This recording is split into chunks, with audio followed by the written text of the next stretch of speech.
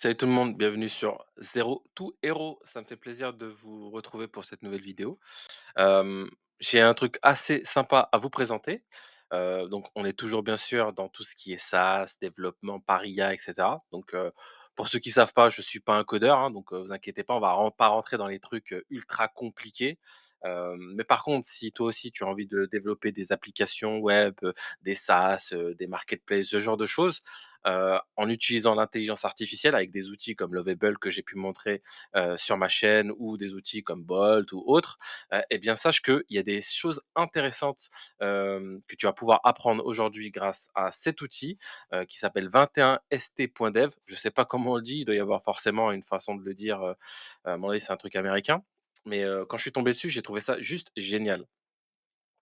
Pourquoi? Parce qu'en fait, quand on utilise des outils de développement en IA, en étant soi-même pas développeur, ce qu'on rencontre souvent, c'est des problématiques de design, des problématiques de UX, donc interface utilisateur et expérience utilisateur.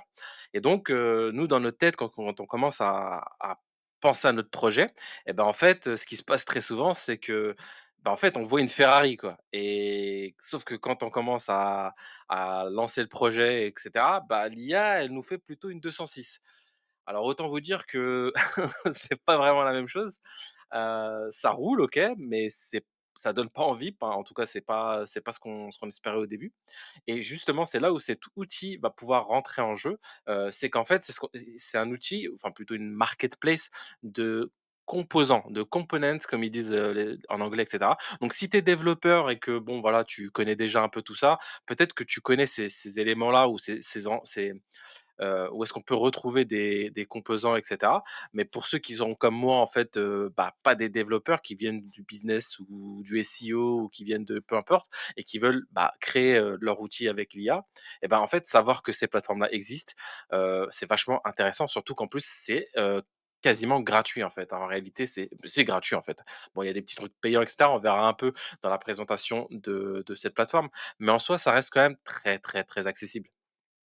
OK. Bon, faisons un petit peu le tour du propriétaire. Donc là, on peut voir directement que c'est très, très épuré. Alors, on va avoir des templates, des catégories, des composants et cetera. Mais en dessous, on va avoir aussi des tags qui vont vous permettre, voilà, d'aller chercher un petit peu, ce qu'il y a d'intéressant. Ensuite, ce que je voulais vous montrer, c'est, bah, l'étendue, en fait, du potentiel que ça peut avoir parce que comme je vous disais, les designs et l'UX, c'est souvent un peu basique, j'ai envie de dire. Et là, on peut avoir des trucs vraiment cool, hein. Donc si vous voyez là, on voit comme des petites étoiles qui bougent, on voit des animations, on voit, voilà des petits effets et cetera. Donc c'est vraiment très, très agréable parce que du coup, ça nous évite en fait d'aller, bah, essayer de développer ça à la main avec du ChatGPT, du Claude ou peu importe ou du DeepSeek pour aller chercher en fait à justement, à faire des prompts suffisamment élaborés pour qu'ils puissent nous faire ce genre de choses. Ce qui à la fois peut poser des petits problèmes. OK? Donc comme vous pouvez voir ici, on a plein, plein de choses. Donc là, on a des templates aussi. Donc là, pour le coup, ça rame un petit peu, mais bon, c'est pas très grave. Donc là, vous pouvez voir qu'on a plein, plein de templates. Donc là, on a un dashboard. Là, on a, un portfolio. Là, on a un truc pour, tout ce qui est mobile. Là, c'est un truc pour les SaaS. Bon, il y a plein, plein de trucs, je vous laisserai regarder de votre côté, quoi. Mais franchement, c'est relativement, sympathique. Donc là, attendez, je vais regarder un petit peu. Donc là, j'ai ouvert.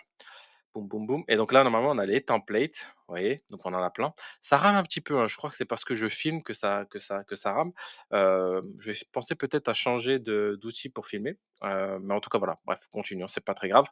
Voilà, donc là, je vous donne un exemple. Donc là, en fait, cette interface-là que vous voyez, bah, en fait, vous pouvez récupérer le code et ensuite, aller le proposer directement, à Lovable, à Bolt, à Windsurf si vous utilisez des IDE un peu plus complexes, et cetera pour essayer, bah, de comment dire?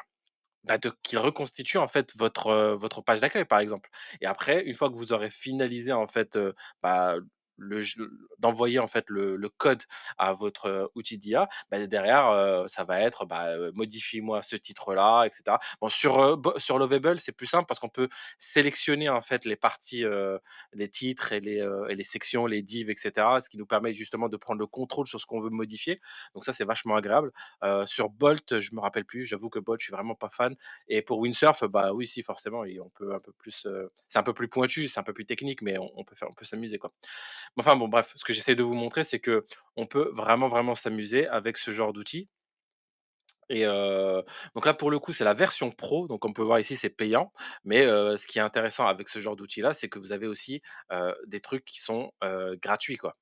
D'accord? Donc vous avez soit, des templates de base, j'ai envie de dire, ou soit des templates payants. Donc après, c'est à vous de faire votre tri. Mais sinon, comme je vous disais aussi, vous avez directement ici des composants qui sont en fait les éléments souvent, des de toutes les pages qu'on peut voir des templates, mais c'est des modules si vous voulez, c'est des composants qui appartiennent à une page ou un template bien, bien fait à l'avance, bien pensé, bien réalisé.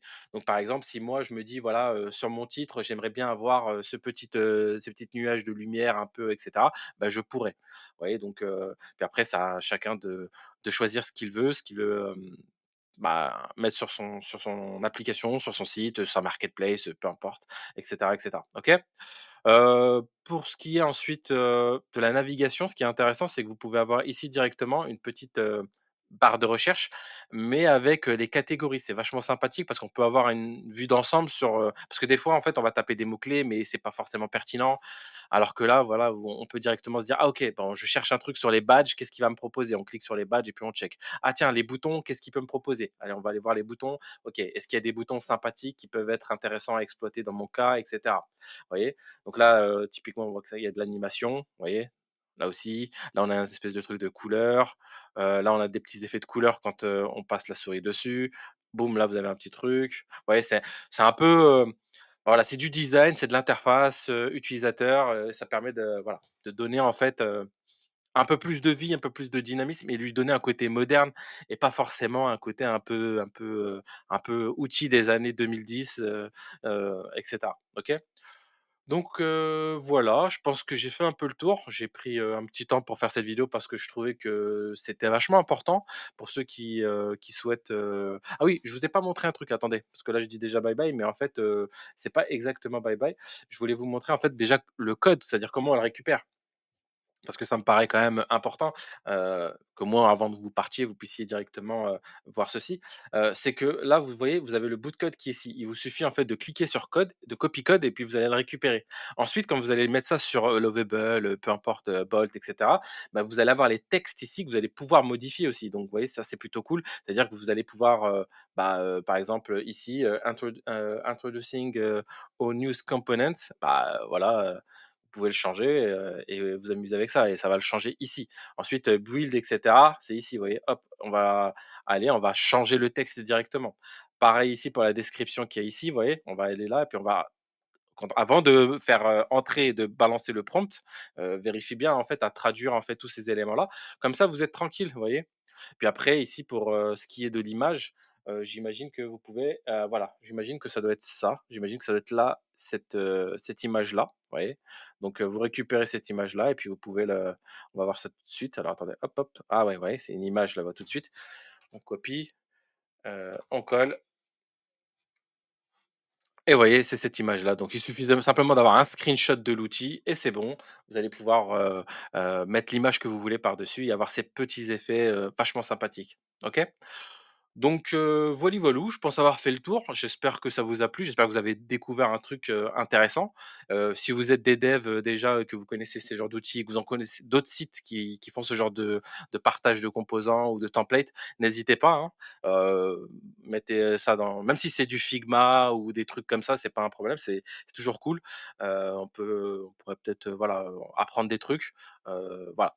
Donc moi de mon côté, ça m'a fait plaisir de vous le partager et je vous dis à la prochaine pour une nouvelle vidéo. Ciao, ciao.